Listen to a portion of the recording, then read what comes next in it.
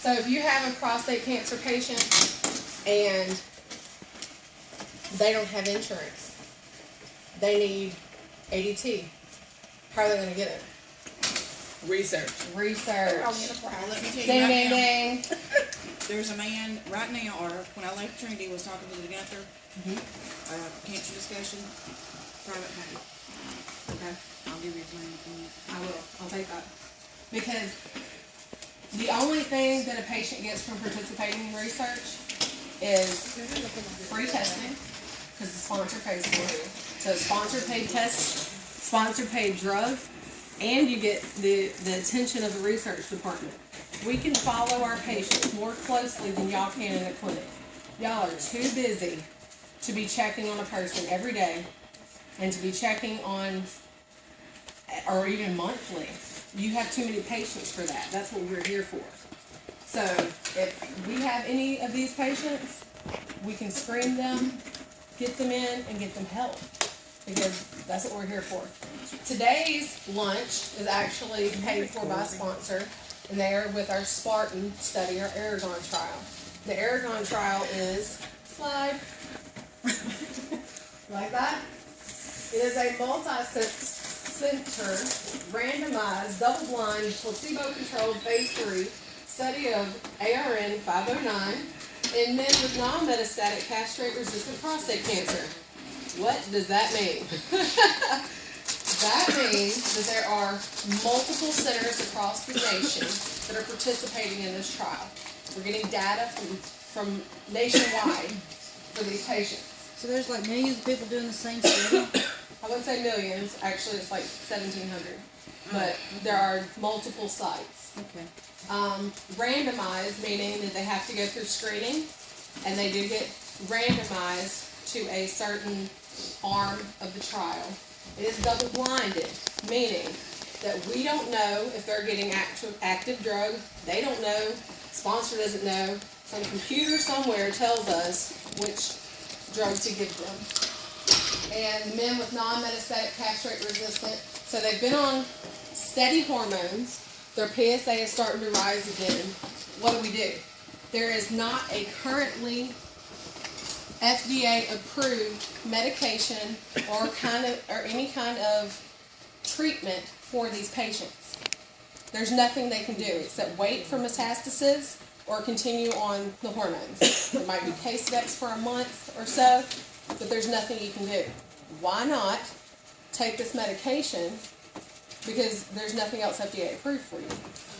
Might as well take a medication that's been shown in other trials to work on the PSA in the same way as ADT. And they actually continue their hormones at the same time. So they continue their hormones, and all this is an extra. So there's, I cannot think of any reason why they would not participate in this. Slide. ARN 509 is the name of the drug. It is not FDA approved, that's why it's still just letters and numbers. It's a second generation androgen receptor. So it acts on the androgen receptors, just like androgen deprivation therapy. Same thing. ARN 509 inhibits the AR nuclear translocation and AR binding to androgen response elements. It doesn't exhibit the agonist properties in the context of overexpression. What does that mean? That means that it's going to work on their androgen receptors because their testosterone is going up, their PSA is going up, and they're already on hormones. They need something extra that's going to act on the same receptors as the ADT so that we can bring their testosterone back down and hopefully get that PSA back down, because prostate cancer feeds on testosterone. So we're going to try and get that back down. Slide. Excuse me, there are 1,200 patients enrolling in this trial nationwide, and they're randomized. We're doing a 2-to-1 randomization, meaning that 2 people get the drug, 1 person gets placebo. The drug is a capsule that they take, and it's 240 milligrams per day. They actually take 8 capsules every morning. If they start on the drug and have any kind of GI upset or something like that, we can switch it to 2 times a day, 4 capsules BID. If they're still having GI upset, we can go to 6 capsules a day and then titrate down to 4 even if they're not tolerating the drug properly. If they're on placebo, and we don't know this, and they start having problems, we do the same thing because we don't know if it's placebo or active drug. Slide.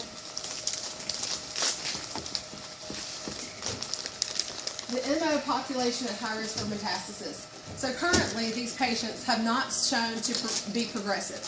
We have all of the information on their PSAs. They may or may not have had bone scans or CTs for confirmation. We do that as part of the trial. They will get actual scans, CT and bone scans, every 16 weeks on this trial.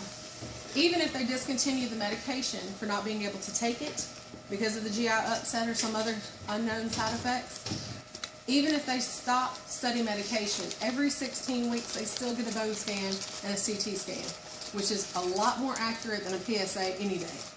You're getting an accurate confirmation. So every 16 weeks, standard of care is not going to pay for a bone scan every 16 weeks. It's not happening. So if you can get an accurate test on your patient every 16 weeks, whether they stay on the drug or not, until they progress to metastatic progression, why wouldn't you? PSAs, we live on PSAs. But they're not accurate of progression.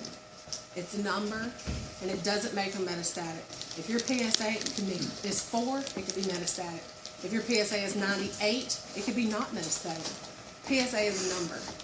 It's a good indicator that we need to do further testing, which would be the CT and the bone scan, but it is not indicative of progression. So we need another tool.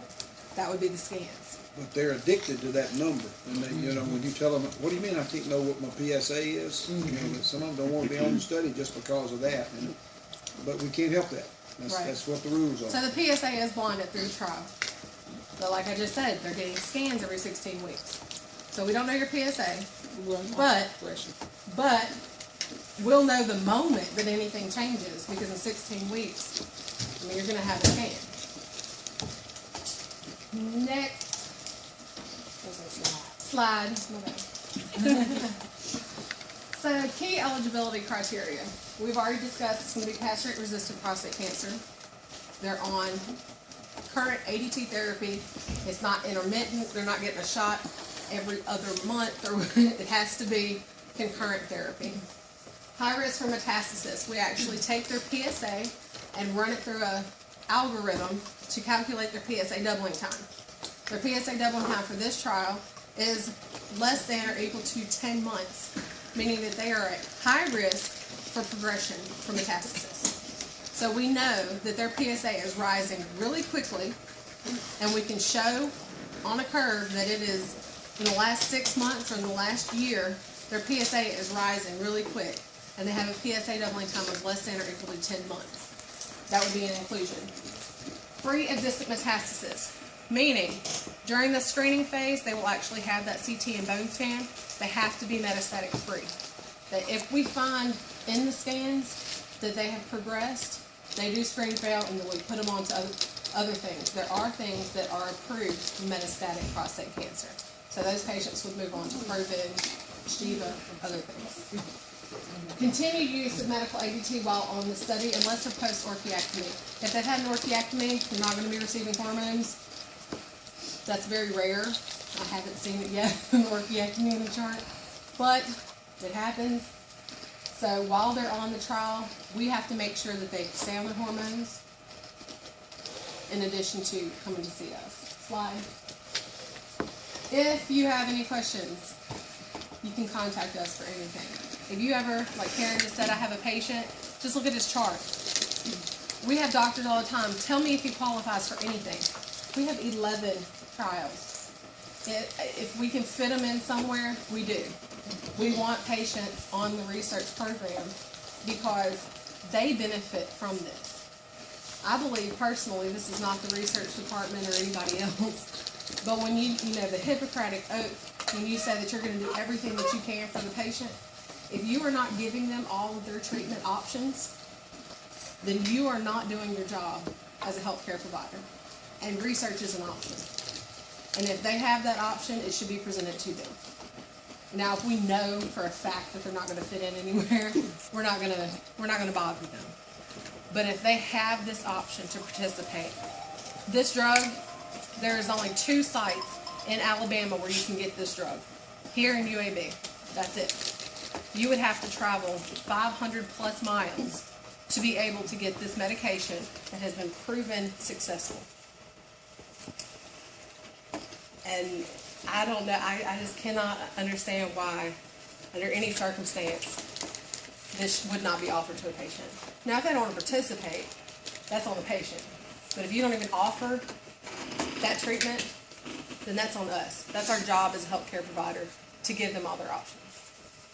Hope you enjoy your lunch. In front of you, you have the research department's currently enrolling trials.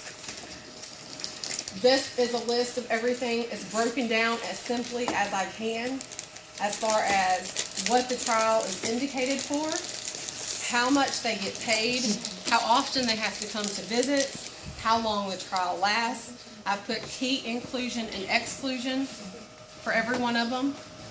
And like I said, if you have a patient that you think might fit these criteria, you just give us a call and we'll screen their chart.